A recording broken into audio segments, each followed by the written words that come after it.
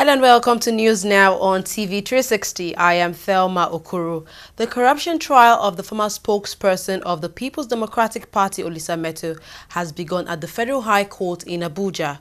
Metuh is standing trial on a 7-count charge bordering on criminal breach of trust, corruption and money laundering. He has since pleaded not guilty to all the charges and was granted bail for the sum of 400 million naira.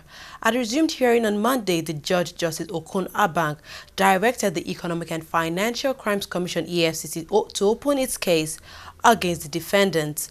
Earlier on, Metuh's lawyers had unsuccessfully pleaded for an adjournment of the trial owing to their early application of a variation of the bail condition.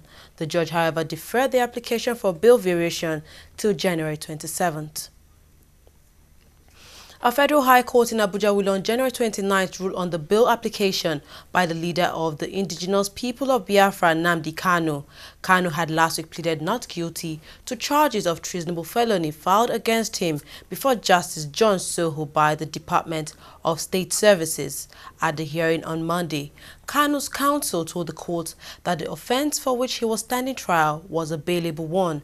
Opposing the argument for bail, counsel to the federal government, Muhammad Diri, asked the court to refuse bail on the grounds that the offense for which Kanu was standing trial for was a really serious offense. Having heard the two parties, the trial judge fixed the ruling on the bail application for January 29th while ordering Kanu to remain in prison custody. Kanu is being accused of inciting violence against the Nigerian federal government in a bid to succeed in the southeastern and some other sections from the country to form the Republic of Biafra. The magistrate court up to this point is that they are entitled to bail. So the court has adjourned to 29th January for ruling on that bail application. However, we are not happy to observe what took place in the courts today. Shortly after the court, when the court rose, the officers from the prisons started malhandling my clients, especially the first defendant. They were pushing him from both sides, front and back. And then we know that we keep sounding that he is presumed innocent until the contrary is proven. For him to have been treated in a degrading manner of that nature, we take exception to it. And then the fourth estate of the rim were there when it happened. I heard when some of you were also complaining, what did he do? Why are you doing that? So we are going to take that complaint to the appropriate quarter. But I want the world to know that in as much as the three accused persons are being preferred with a charge of treason and treasonable felony, it doesn't deprive them the right to enjoy every other privileges that a free citizen enjoy, because the law has made it clear that until they are found guilty, they are totally innocent. At least 15 people have been killed after a deadly attack in Adama state by unknown gunmen. The militants raided 6 villages in Jirai local government of the northeast state. There had been earlier reports that suspected herdsmen carried out the attacks, but eyewitnesses say the assailants were Boko Haram terrorists. Authorities are yet to confirm the true identity of those involved in the attack. The 6 villages affected by the attack are Ko, Demsare, Tabongo, Fawure, Noine, and Ndikajam. The Nigerian police force has sent a delegation from the force headquarters to the mobile police training camp in Goza, Borno State, for the first time since the town was recaptured from insurgents. The team was led by Deputy Inspector General of Police Operations, Sotoyin Wakama. They hoisted the flag of the Nigerian police force to signify victory against the deadly insurgents' activities that had marred the town. Before the hoisting of the flag of the Nigerian police force, DIG Wakama recounted the sacrifices of the gallant officers in the fight against Boko Haram insurgency. He assured that the police would fulfill the federal government's mandate by beefing up security in the area. No fewer than 25 people were killed by 4 suicide bombers in a village in Cameroon's far north region on Monday. A local official confirmed the incident, saying 2 bombers struck the Bodo Central Market, while others hit the town's main entrance and exit points. The attack is the most deadly in a string of recent attacks in an area beset by violence connected to Boko Haram insurgents. There was no immediate claim of responsibility for the attack. Cameroonian troops form part of the 8,700-strong regional force created to defeat Boko Haram. The group has stepped up attacks outside Nigeria over the past year, including in Cameroon, Chad and Niger, threatening regional security. Human rights lawyer Femi Falana has asked the International Criminal Court (ICC) to investigate allegations of crimes against humanity said to have been committed against the Nigerian people by some former and serving military officers, as well as public officials and private persons.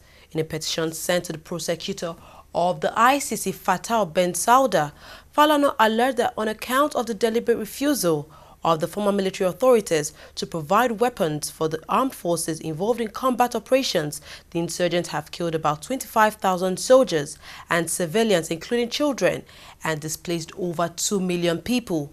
Former National Security Advisor Colonel Sambo Dasuki, retired, is currently standing trial for misspending about $2.1 billion meant for the purchase of weapons to fight Boko Haram.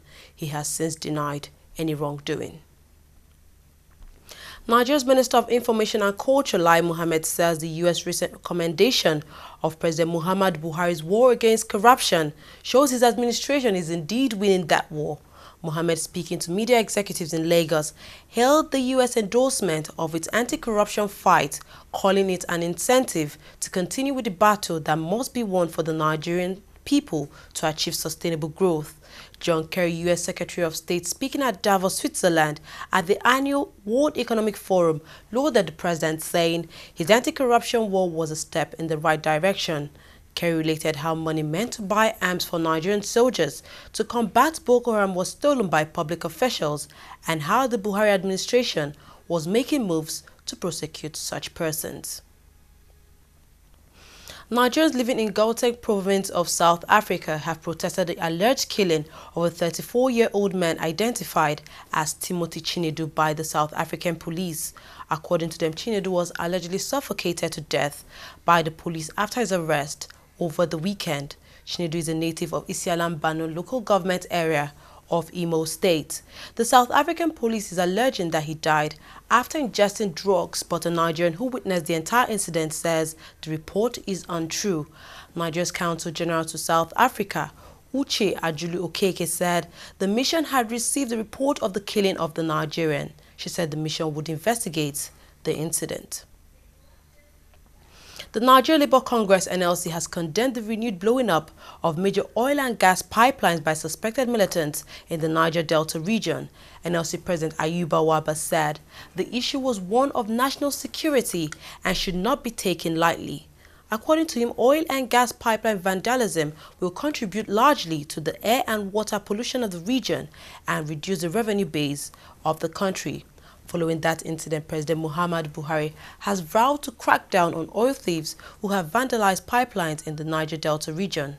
Waba has advised the Niger Delta militants to engage in dialogue with the federal government rather than confrontation in resolving issues. He also urged the federal government to sustain the amnesty program. The National Emergency Management Agency (NEMA) has urged state governments to establish emergency trust funds to help in managing disasters across the country. NEMA says the establishment of an emergency trust fund became imperative following the scarcity of defined funding sources and allocation criteria for state emergency management agencies (SEMAs). According to NEMA, this had led to over-reliance on the national body.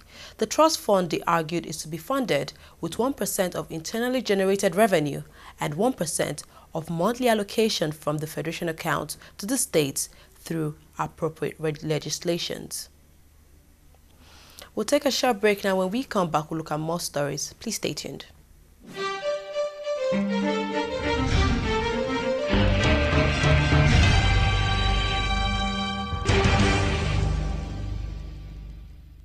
Every day, every hour, and every minute, news break in Nigeria. Things happen so fast, it's most times difficult to track and comprehend them. But that's what we do right here on TV360. 2015, would you want to come back again? It's like asking Jesus Christ if he knew he was going to die, will you want to come back as the savior of the world again? We do not just help you track the stories, we break them down. Explore all the angles, analyze the issues so that you can fully comprehend the stories and use them to make the right decisions.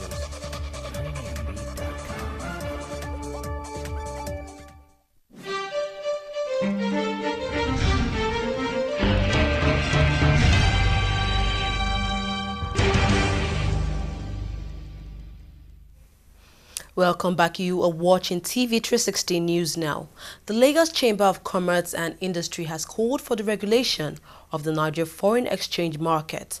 A statement by Muda Yusuf, the Director General of the LCCI, said the pressure on foreign reserves has intensified as crude oil prices continue to plunge.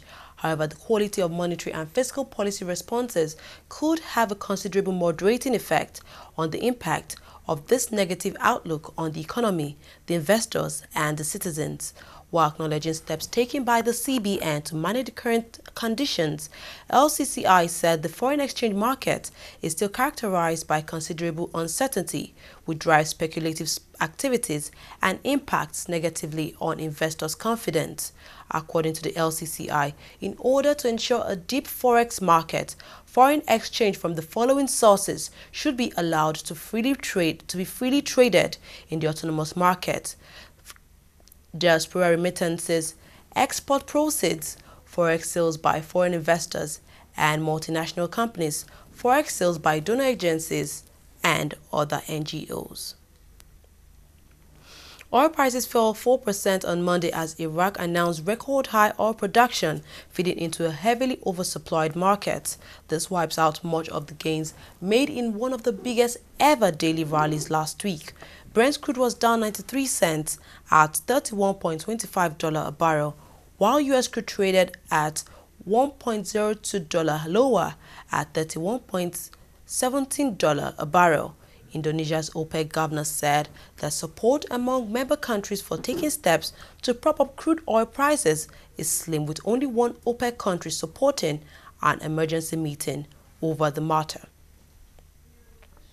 Millions of people across the eastern U.S. face huge challenges with the working week set to begin following a massive snowstorm that virtually paralyzed many cities. New York City emerged from the massive blizzard while snowy gridlock gripped the nation's capital and surrounding areas, where federal, state and local offices remained shut on Monday.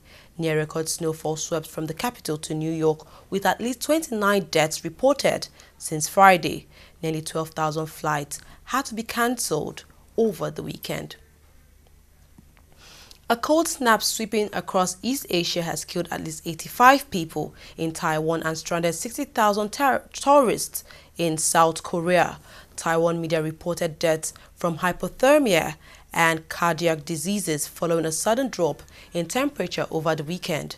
Meanwhile, heavy snowstorms forced the closure of the airport on the Korean holiday island of Jeju, cancelling flights.